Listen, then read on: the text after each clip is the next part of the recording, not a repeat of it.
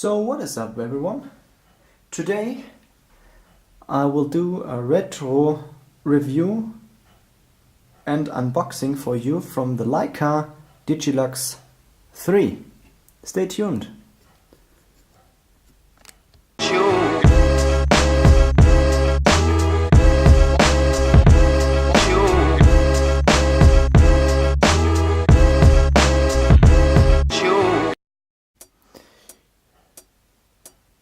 So guys, it is not very common to find an old digital camera in the box with everything you want to have with it, and therefore I thought, yeah, why not? Let's make a retro unboxing,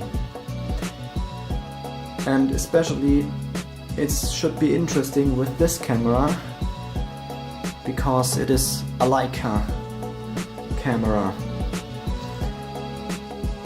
So let's have a look on what we have.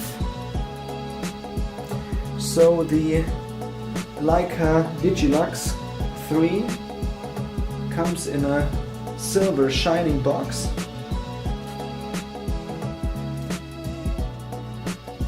which is quite heavy and looks not as nice as I would have hoped it would do. But anyway, let's have a look on the box and what it says on it.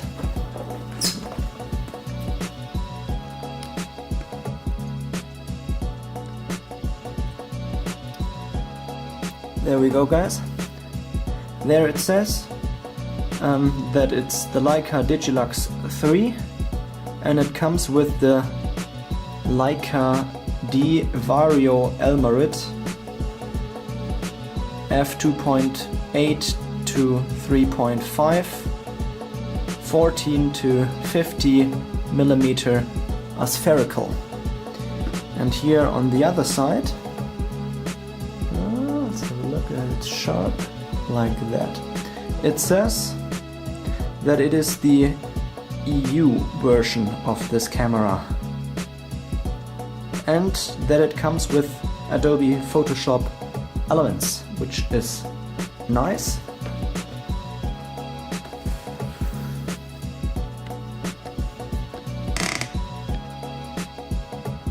So let's retro unbox this Leica.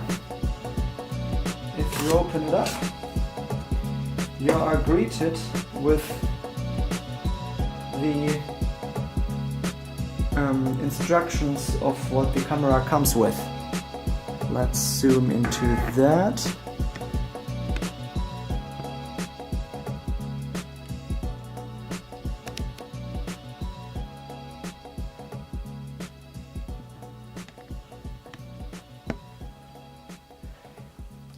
So it should theoretically come with a lens storage bag, a strap, the digital camera body, then the lens, a lens hood, CD-ROM instructions, CD-ROM operating instructions, and a few accessories. Here on the side is listed what should be in there. Again, there it says digital camera body, Digilux 3, interchangeable lens, Leica D Vario Elmarit 14 to 50 mm f2.8 to 3.5, SD memory card, battery pack, battery charger, AC adapter, AC cable, DC cable, video cable, USB connection cable, CD-ROM, strap, lens hood, lens storage bag, body cap, lens rear cap, eyepiece cap, and operating instructions. So let's go into the package. I have to warn you, this isn't there isn't everything in here that the Leica originally came with, but it's quite close. So let's have a look. We start over here, where we find the Leica battery charger and AC adapter. This thing has a neat feature, which I'm going to show you later. It also has the cable with it. On the other side we have the rear cap of the lens and a battery pack with a strap to it, the battery itself, and then 2 CD-ROMs.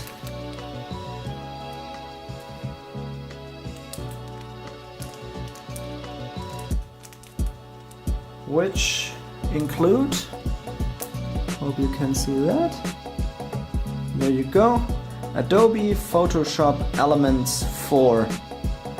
I will censor the key out, but yeah, that's quite funny. When was the last time you seen one copy of that? It comes from Windows and Macintosh, which is handy, I think. So yeah, quite neat. Photoshop Elements 4. Quite an ancient piece of software.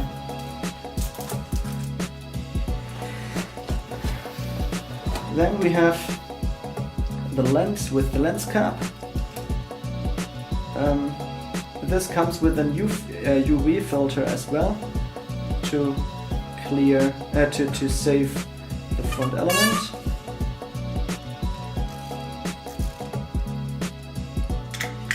And last but not least, we have the camera with the strap.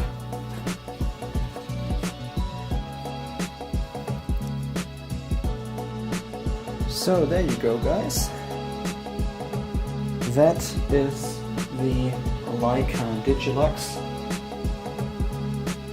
It is quite an interesting design, and it shows us how far digital cameras have come in the last few years.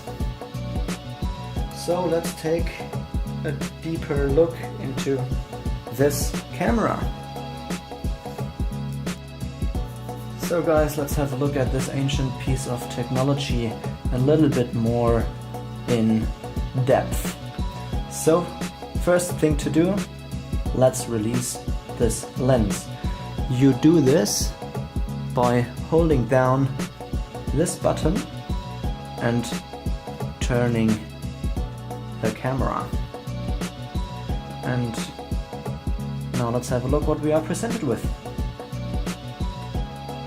We have a mirror in here, so we have an SLR type of camera. It has a viewfinder, it has a micro four thirds sensor which has 7.5 megapixels. 7.5. That's quite hilarious for today's standard. As well, if you look at from this angle, you think, yeah, it's classical Leica design, looks brilliant, but if you take a look from the side, you really can see how much technology has done in the last couple years. This thing is a brick. It really is. And there, what I have to say as well is there is a lot of plastic on this camera.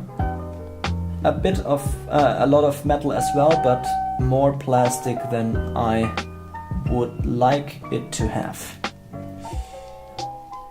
So let's go to the features. Yes, it looks like the classical Leica M3 from the design, and it has the lovely red Leica dot.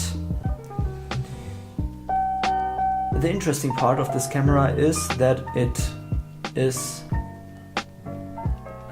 not only a Leica camera, but Panasonic produced a similar camera that uses a lot of this camera.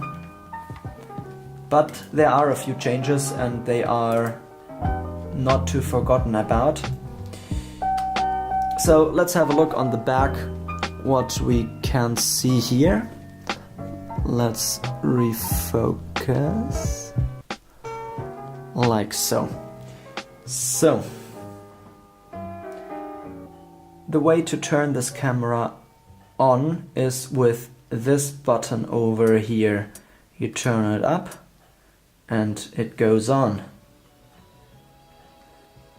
And we are greeted with a screen that may look familiar. Many of the Canon screens look quite similar to that. So we can see the f-stop, we can see the mode, we can see the white balance, the ISO, the flash setting. Yes, this camera has a flash. I haven't shown it to you yet, but I will later on.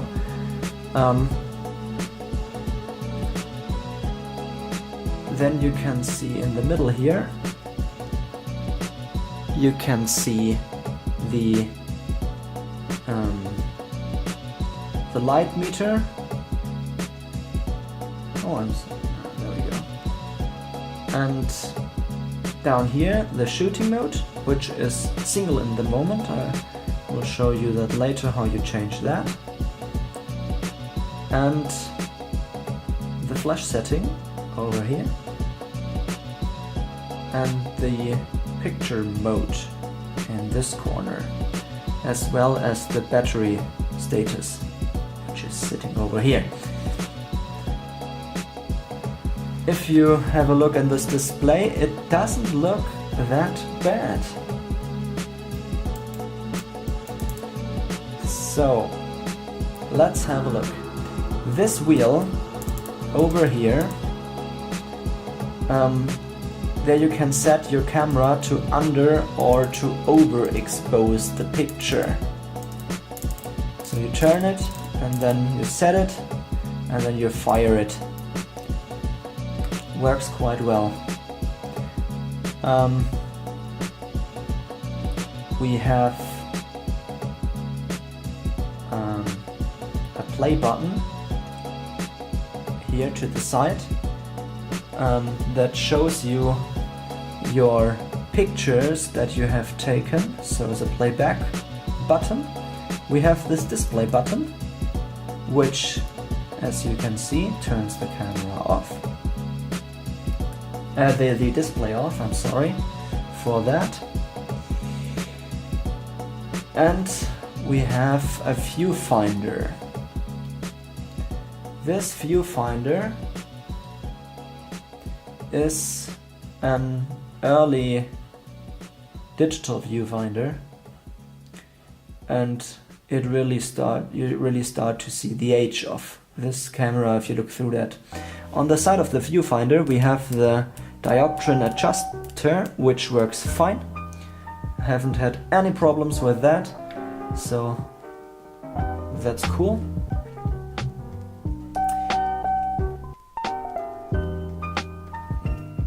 Let's put the lens on.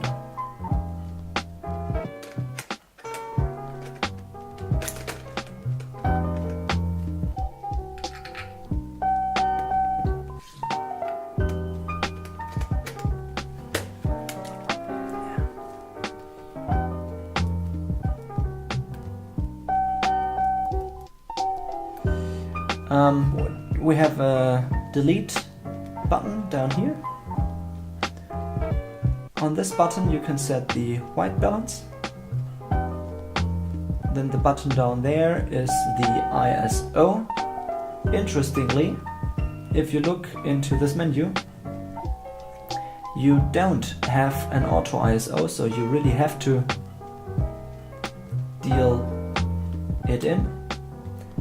Then we have the flash setting mode. There you can set it to different types of modes, like auto and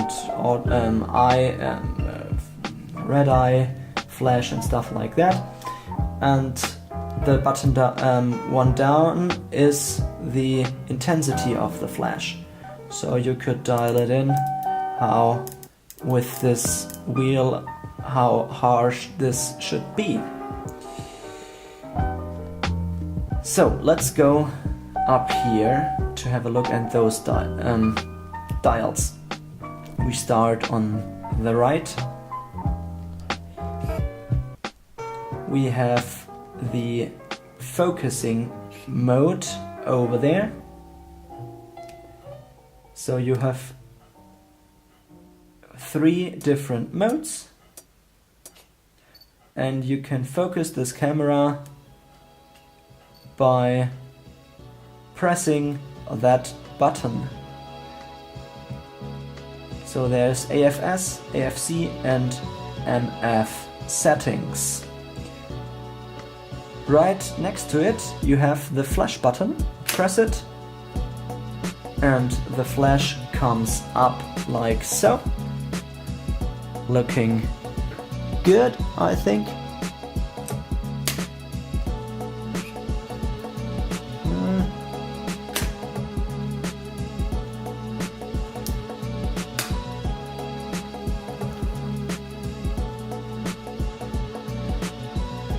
And last but not least, we have the OVF LCD button, which is, in today's term, the live view button, as you can see.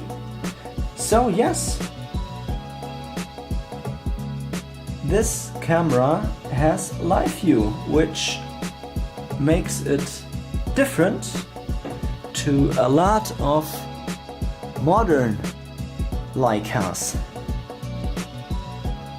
They tend to simplify this process by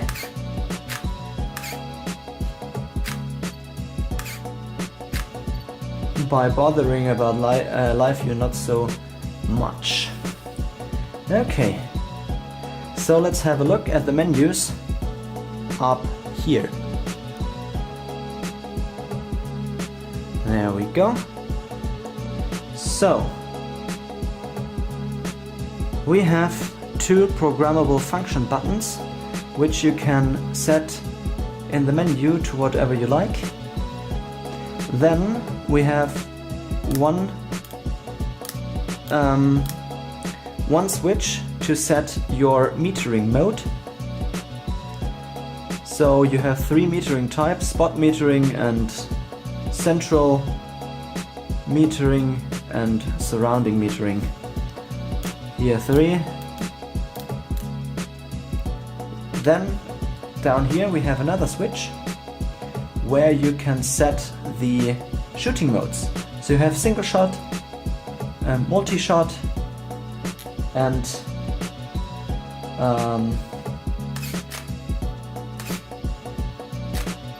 bracketing mode. Oh no, 4, I'm sorry. So the 4th one is the timer. So everything that you might want.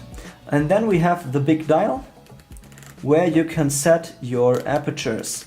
They go from a 4,000th to 60 seconds and bulb. And you have the automatic, which most of the shooters will do. So let's go into the single shooting mode. I will take the lens off and I will show you how this camera shoots. Yeah, so like that.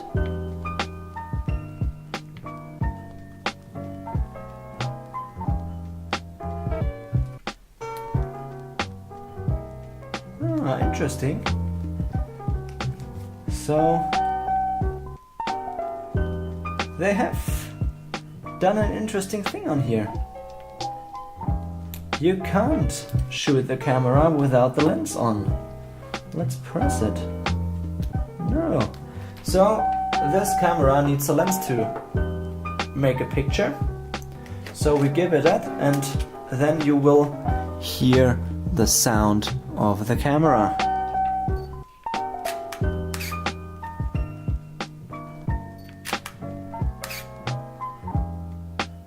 So that's the sound of a Leica camera of the early 2000s shooting happily away.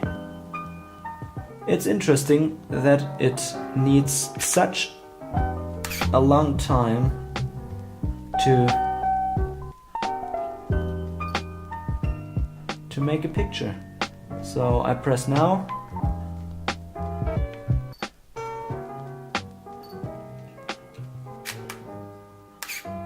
And now the picture is finished. There it goes. It really needs a long time. It's fascinating how much the camera technology has moved on in the last few years. But it is a fully functional Leica camera from the early 2000s. So that's quite rare. And I forgot to mention one big feature which I found, and that is this thing. You might wonder, what the hell is that? And it is a battery pack that you can put into the wall, which makes it quite interesting for studio shooters. So you put the camera, the battery out, put it in, peel out that door, close it, plug this thing into that, and then you can shoot without having the battery, which is handy.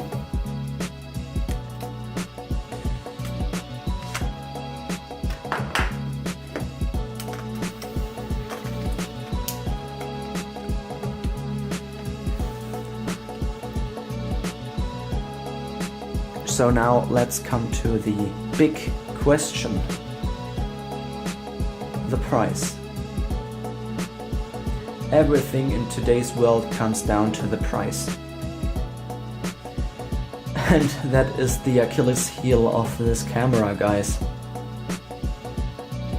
I just found 2 offers on eBay for this camera, and the lowest one, and not as a pristine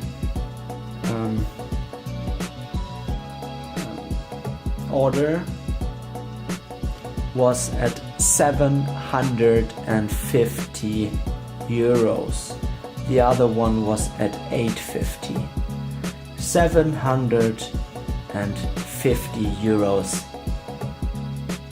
for a little bit tweaked Panasonic camera.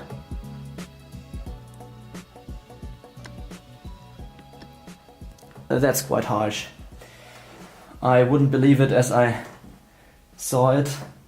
It has 7.5 megapixels my phone 6 years ago had more megapixels than this camera. You could buy a brand new iPhone for this kind of money. The autofocus is slow. The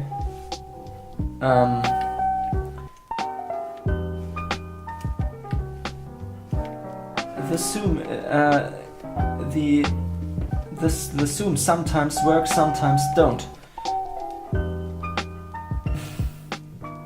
The lens isn't the best one. It's one of the best kit lenses on the market today.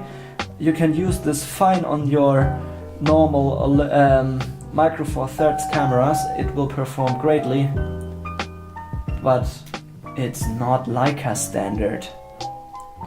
And you're paying 750 euros.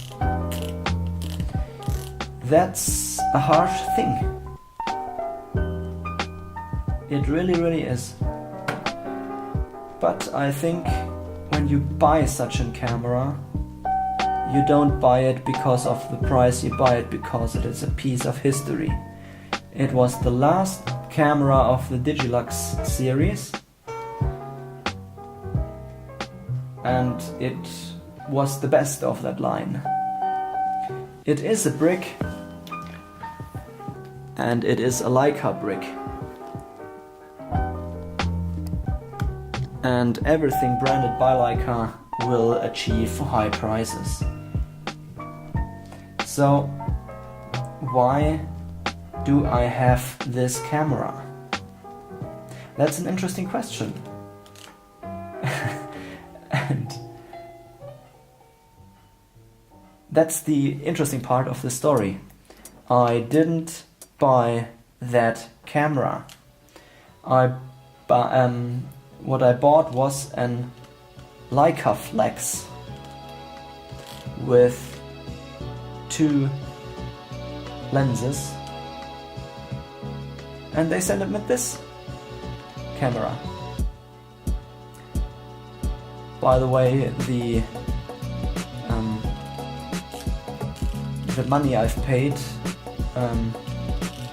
is quite a bit less than the what this thing is worth. So yes, I won't keep it, I will send it back. I will get my Leica Flex. But I thought in the meantime, yes, guys, you might be interested in this camera, because there are no reviews about it